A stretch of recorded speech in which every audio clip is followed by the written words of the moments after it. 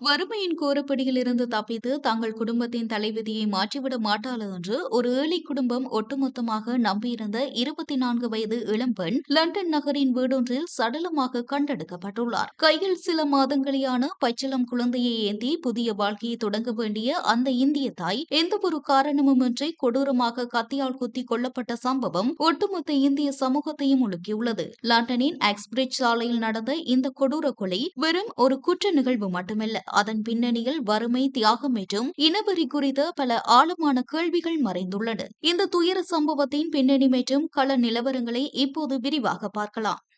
இங்கிலாந்தின் உள்ளூர் நேரப்படி கடந்த ஜூலை 12 ஞாயிற்றுக்கிழமை காலை சுமார் 7:55 மணி மேற்கு லண்டனின் ஹேஸ் பகுதியில் உள்ள எக்ஸ்பிரிட்ஜ் சாலையின் ஒரு வீட்டிலிருந்து மரண ஓலம் கேட்கிறது. தகவல் அறிந்து லண்டன் பெருநகர காவல்துறையும் ஆம்புலன்ஸ் அவசர மருத்துவ குழுவும் சம்பவ இடத்திற்கு விரைந்தனர். அங்கு அதிகாரிகள் கண்ட காட்சி நெஞ்சை பதற வைப்பதாக இருந்தது. பஞ்சாப் மாநிலம் தர்ன் தாரன் மாவட்டத்தின் பிட்டி கிராமத்தைச் சேர்ந்த 24 வயது இந்திய இளம்பெண் கிரந்தீப் கவுர் உடல் முழுவதும் கொடூரமான கத்திக்குத்து காயங்களுடன் ரத்த வெள்ளத்தில் கிடந்துள்ளார். மருத்துவ குழுவினர் அவரை உயிர் தப்பிக்க வைக்க போராடியும் பலனின்றி சம்பவ இடத்திலேயே அவர் உயிரிழந்ததாக அறிவிக்கப்பட்டது. அதே வீட்டின் வெளியே 20 வயது மதிக்கத்தக்க மற்றொரு இளைஞரும் கத்திக்குத்து காயங்களுடன் மீட்கப்பட்டார். உயிருக்கு ஆபத்தில்லாத நிலையில் அவர் தற்போது மருத்துவமனையில் சிகிச்சை பெற்று வருகிறார். கொலை நடந்த சில மணி நேரங்களிலேயே துரிதமாக செயல்பட்ட லண்டன் போலீசார் அந்த பகுதியைச் சேர்ந்த டேனியல் சீன் ஜேம்ஸ் என்ற நபரை அதிரடியாக கைது செய்தனர். அவர் மீது கொலை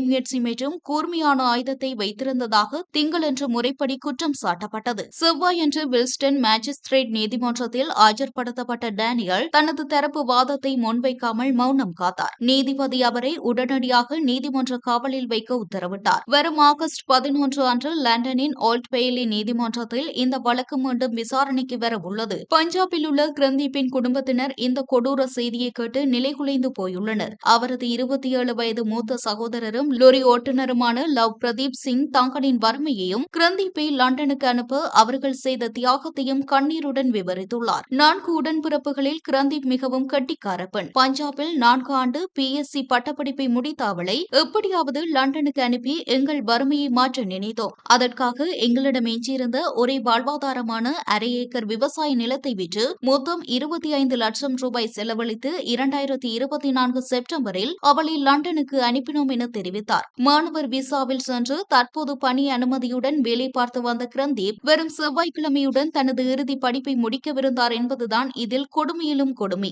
அவள் லண்டனில் நிலை பெற்றுவிட்டால் எங்களில் ஒருவரையாவது அங்கு வரவழைத்து குடும்பத்தின் தலைவிதியை மாற்றுவாள் என்று நம்பினோம். ஆனால் இப்போது எஞ்சியிருப்பது கண்ணீர் மட்டும்தான் என்று கதறுகிறார் லவ்பிரீத். இந்த தாக்குதல் முழுக்க முழுக்க ஒரு இனவெறி தூண்டுதலால் நடத்தப்பட்ட வெறுப்பு குற்றம் என்று கிரந்தீப்பின் குடும்பத்தினர் பகிரங்கமாக குற்றம் சாட்டுகின்றனர். இருப்பினும் லண்டன் காவல்துறை செய்தி தொடர்பாளர் தற்போதைய முதற்கட்ட விசாரணையில் இது வெறுப்பு குற்றம் என்பதற்கான நேரடி ஆதாரங்கள் இல்லை என்றும் எனினும் அனைத்து கோணங்களிலும் விசாரித்து வருவதாகவும் தெரிவித்துள்ளார். ஆனால் இங்கிலாந்தில் வாழும் சீக்கிய சமூகத்தினர் மத்தியில் இந்த சம்பவம் பெரும் அச்சத்தை ஏற்படுத்தியுள்ளது. இதுகுறித்து பேசியுள்ள சீக்கிய பத்திரிகையாளர் சங்கத்தின் செய்தி தொடர்பாளர் ஜஸ்வீர் சிங் தெரிவிக்கையில், ஐக்கிய ராஜ்யத்தில் எங்கள் சமூகத்தின் மீது குறிப்பாக முதியவர்கள் மற்றும் பெண்கள் போன்ற நலிவடைந்த பிரிவினரை குறிவைத்து அதிகரித்து வரும் இன ரீதியிலான தாக்குதல்கள் பிரிட்டிஷ் சீக்கியர்களிடையே பெரும் கவலையை ஏற்படுத்தியுள்ளது. அடிமட்ட ஆதரவு குழுக்கள் தற்போது பொதுவான பாதுகாப்பு நெறிமுறைகளை வெளியிட்டு வருகின்றன என்று கவலை தெரிவித்துள்ளார். வறுமையை வென்று குடும்பத்தை கரையேற்ற வேண்டும் என்ற ஒற்றை கனவோடு கடல் கடந்து சென்ற ஒரு இந்திய தாய் இன்று லண்டனில் பச்சை குழந்தையை தவிக்கவிட்டு உயிர் பிரிந்துள்ளார். விபத்து நடந்து பல நாட்களாகியும் தர்ன் தாரனில் உள்ள தங்களை எந்தவொரு இந்திய அதிகாரியும் தொடர்பு கொள்ளவில்லை என்று அந்த குடும்பத்தினர் வேதனை தெரிவிக்கின்றனர். தங்கள் மகளின் உடலையாவது தாயகம் கொண்டுவர இந்திய அரசு உடனடியாக இங்கிலாந்து தூதரகத்துடன் பேசி உதவ வேண்டும் என்பதே இந்த ஏழை குடும்பத்தின் இறுதி வேண்டுகோளாக உள்ளது. வெளிநாடுகளில் வாழும் இந்திய மாணவர்களுக்கும் உழைப்பாளர்களுக்கும் பாதுகாப்பு எங்கே என்ற ஆழமான கேள்வியை இந்த துயரம் மீண்டும் எழுப்பியுள்ளது.